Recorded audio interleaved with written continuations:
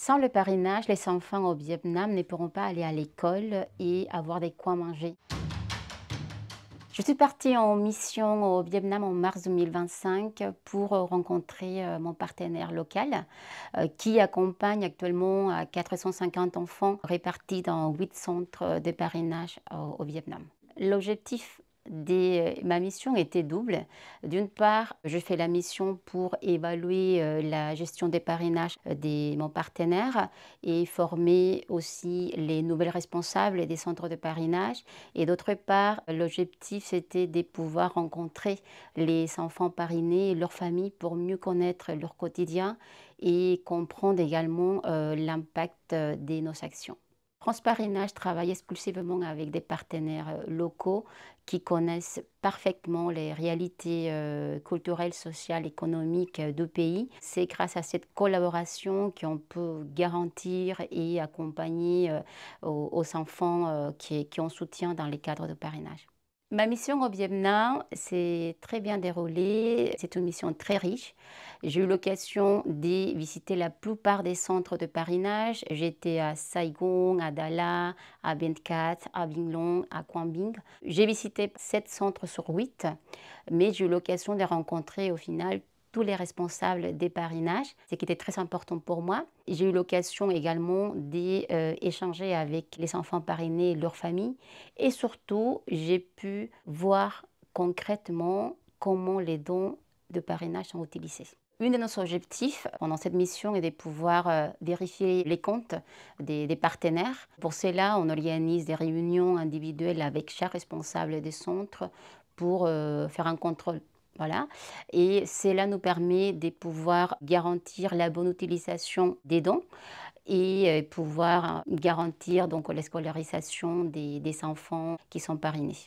Pendant ma visite au Vietnam et plus précisément à Dala, j'ai pu rencontrer une famille. Son histoire m'a beaucoup touchée. Il s'agit d'une famille dont les 2 parents sont en situation de handicap. La maman a été amputée des 2 jambes et cette situation, malheureusement, l'a limitée en tout cas à pouvoir travailler. Malgré ces situations, grâce au parrainage, les enfants ils ont pu aller à l'école et maintenant tous les deux ils sont étudiantes en médecine, ce qui est une très belle réussite pour cette famille. La maman elle m'a raconté qu'elle était très très fière de ses enfants et que le rêve de la famille était d'un jour pouvoir créer un cabinet médical, voilà, pour pouvoir aider également toutes les personnes en situation de handicap à Dala. L'hausse de prix rendent effectivement l'accès à l'alimentation, à la santé et à l'éducation notamment très difficile. L'hausse de prix accentue également les inégalités et notamment à Saigon où j'ai pu vraiment voir ça.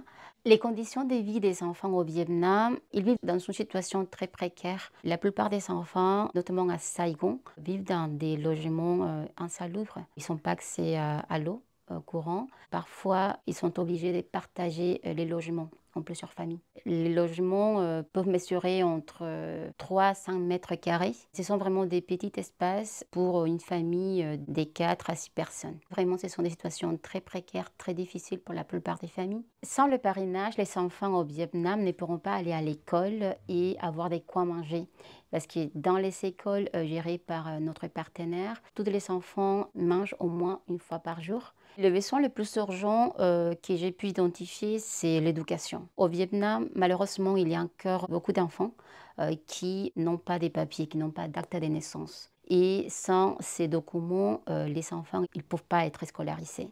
Et c'est la raison pour laquelle notre partenaire a mis en place un projet qui s'appelle Classe d'affection ou Classe d'amour. Il s'agit d'un projet qui a pour objectif de pouvoir aider les enfants des rues, les enfants qui n'ont pas des papiers, d'acte de naissance, pour qu'ils puissent intégrer ensuite une éducation publique. Alors, dans cette classe d'affection, notre partenaire reçoit des enfants âgés entre 5 et 15 ans. Donc, ce sont des enfants qui suivent cette cours-là tout au long de la journée. Notre partenaire également offre aussi un repas par jour à ces enfants. Et l'objectif de ces projets, c'est de pouvoir donner à ces enfants déjà une identité, donc l'acte de naissance, pour qu'ils puissent ensuite avoir accès à tous les droits, donc accès à la santé, à l'éducation et pouvoir par la suite trouver un travail qui puisse leur permettre d'améliorer leurs conditions de situation. La plupart des enfants des rues, ce sont des enfants issus des familles qui émigrent vers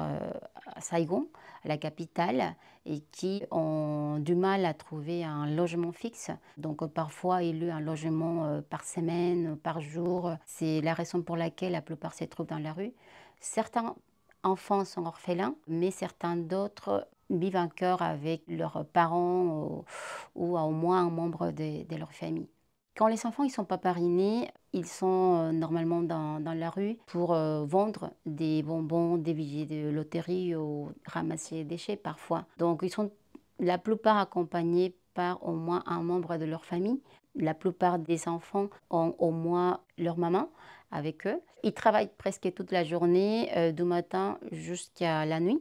Ils sont obligés de faire ça pour pouvoir avoir de quoi manger, pour aider la famille et avoir au moins le nécessaire pour survivre.